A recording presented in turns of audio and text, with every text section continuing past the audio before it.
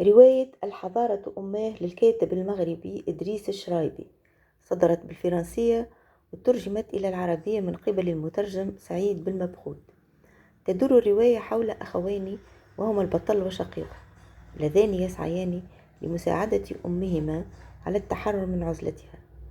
يتحدث الابن في الرواية عن تحول أمه من امرأة تقليدية مقورة داخل بيت مغربي محافظ إلى امرأة فاعلة تواكب التحولات الاجتماعية والسياسية في مغرب ما بعد الاستقلال.